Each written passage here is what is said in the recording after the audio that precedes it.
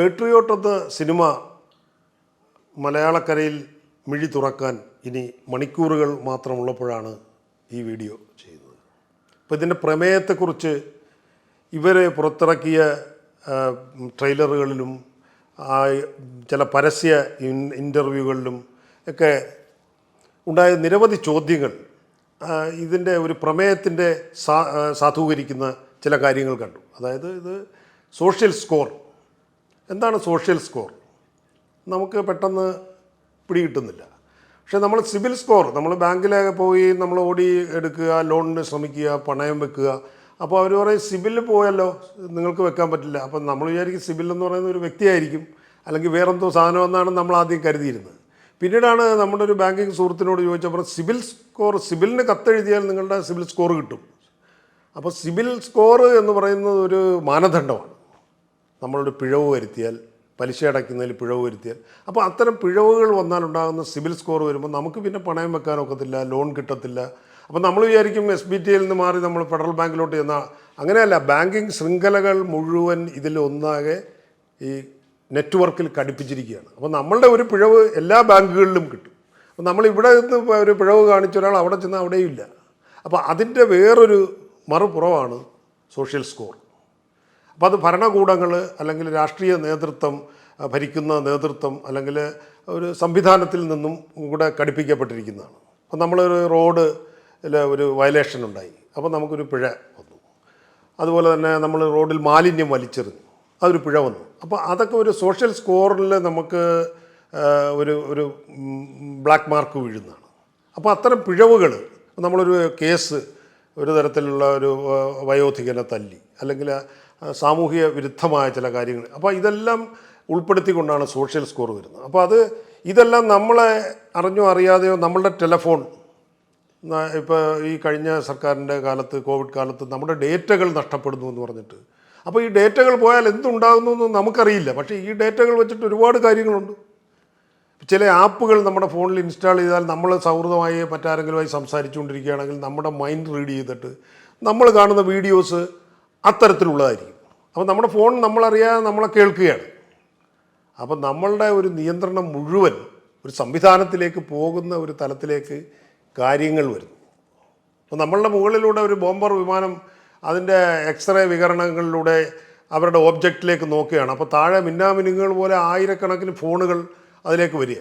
അവർ സങ്കല്പിച്ച് നോക്കൂ, അതിൽ ഒരെണ്ണമായിരിക്കും അവർക്ക് വേണ്ടത്, ആ ഒരെണ്ണത്തിലേക്ക് അവർക്ക് ടോർപിഡോ ചെയ്യാൻ പറ്റും.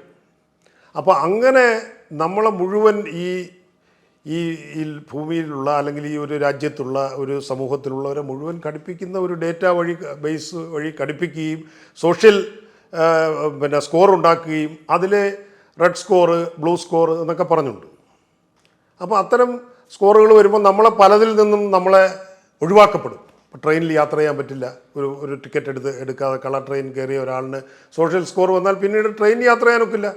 റിയൽ എസ്റ്റേറ്റ് ബിസിനസ് ചെയ്യുന്ന ആൾ എന്തെങ്കിലും ചീറ്റിംഗ് നടത്തിയാൽ അയാൾക്ക് പിന്നീട് റിയൽ എസ്റ്റേറ്റ് ബിസിനസ്സേ ചെയ്യാൻ പറ്റില്ല. അപ്പോൾ അങ്ങനെ നമ്മളെ വലയം ചെയ്യുന്ന ഈ സോഷ്യൽ സ്കോർ ഒരു സാമൂഹ്യ വിപത്താണ്. അത്തരം സാമൂഹ്യ വിപത്തിനെതിരെയാണ് പേട്രിയോട്ട് എന്നുള്ള സിനിമ ആണ് സൂചനകൾ. അപ്പം പ്രമേയമാണ്.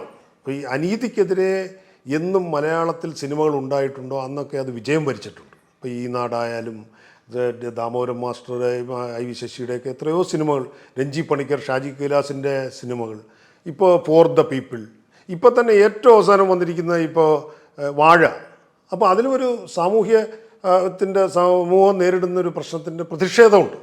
അപ്പം പ്രതിഷേധത്തിൻ്റെ കുന്തമുന മമ്മൂട്ടിയും മോഹൻലാലും ഏറ്റെടുക്കുകയും അത് ആ ഭരണകൂടത്തിനെതിരെയോ അല്ലെങ്കിൽ അതിനെതിരെയോ ഉള്ള ഒരു ഫൈറ്റായിട്ട് മാറുകയും ഒരു രാജ്യസ്നേഹിയായി വരികയൊക്കെ ചെയ്യുന്ന തലത്തിലാണ് ഇതിൻ്റെ കഥ വികസിക്കുന്നത്.